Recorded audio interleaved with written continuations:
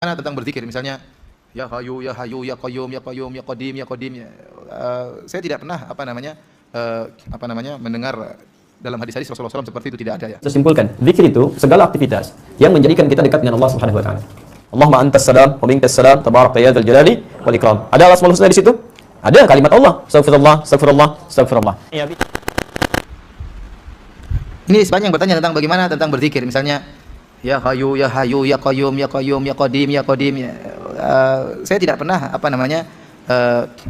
mendengar dalam hadis-hadis Rasulullah SAW seperti itu, tidak ada ya. Jadi Rasulullah SAW menyebutkan nama-nama Allah dalam rangka berdoa misalnya, atau dalam memuji, tapi sekedar wiridan dengan nama-nama Allah saya tidak tahu contohnya ya, seperti ya Qadim ya Qadim ya Qadim ya Qadim. Karena ada sebagian orang juga yang ngawur ya. Ya dia, kenapa antum supaya bisa hilang antum baca ya Latif ya Latif ya Latif, supaya bisa apa? Hilang ya.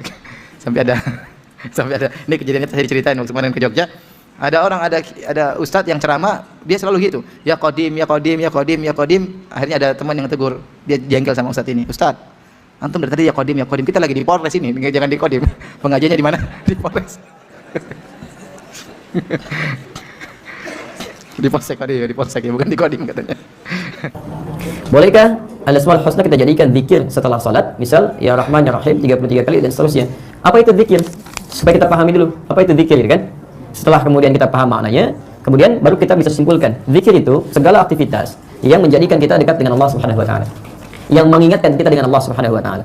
Karena itu di dalam Al-Qur'an disebutkan jenis zikir yang menjadikan kita ingat kepada Allah. Misal, membaca Al-Qur'an itu bagian dari zikir. Bagian dari zikir karena Al-Qur'an pun disebut dengan zikir. Quran surah ke-15 Al-Hijr ayat ke-9. Inna nahnu nazzalna dzikra wa inna lahu lahafizun. Posisi paling kanan di pertengahan. Sungguh kami yang telah turunkan Al-Qur'an sebagai zikir. Jadi kalau Anda sedang baca Al-Qur'an, Anda sedang berzikir pada Allah Subhanahu wa taala. Menghafal Quran itu pun bagian dari zikir. Quran surah ke-54 ayat 17, ayat 22, ayat 32, ayat ke-40. Walaqad yassarnal Qur'ana lidzikri fahal min mudzakir. Sungguh kami telah mudahkan Al-Qur'an itu untuk diingat, kalimat mengingatnya menggunakan zikir. Jadi penghafal Quran itu sedang berzikir pada Allah Subhanahu wa taala. Salat itu bagian dari zikir. Ya, Quran surah ke-20 ayat ke-14. Innani anallahu la ilaha illa ana fa'budni wa aqimis salata lidzikri. Sungguh saya adalah Allah, tidak ada Tuhan selain saya, maka sembah. Maka dirikanlah salat sebagai zikir kepada saya. Jadi ketika kita sedang salat, sedang berzikir. Berdoa itu bagian dari zikir. Quran surah ke-7 ayat 205. Wadhkur rabbaka fi nafsika tadarruan wa khifatan wa dunal jahri minal qaul. Ya, dan sebutlah Allah Rabbmu di dalam jiwamu, kan? Dengan kalimat-kalimat yang penuh dengan ketawaduan, kekhusyuan tanpa harus menjaharkannya secara berlebihan.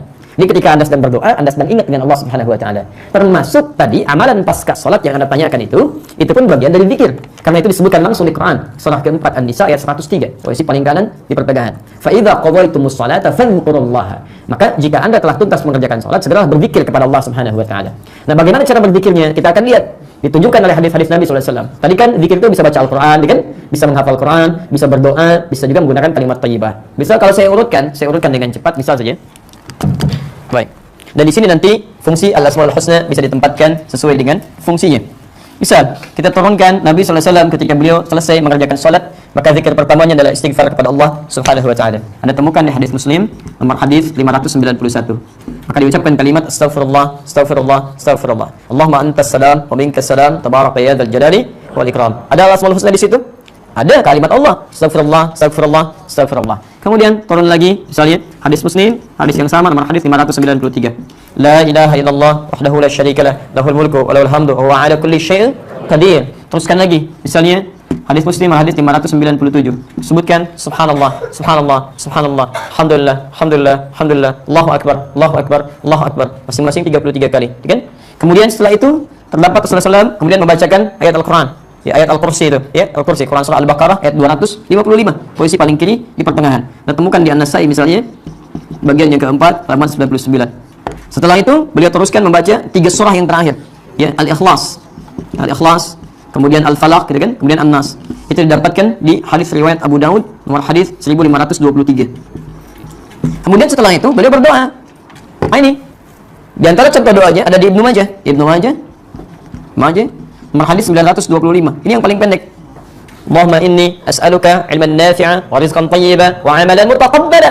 Itu contoh yang paling pendek. Nah, yang paling menarik saat ini masuk dalam posisi doa ini adalah pernah dilukis. Nanti kita akan temukan di kitab ini.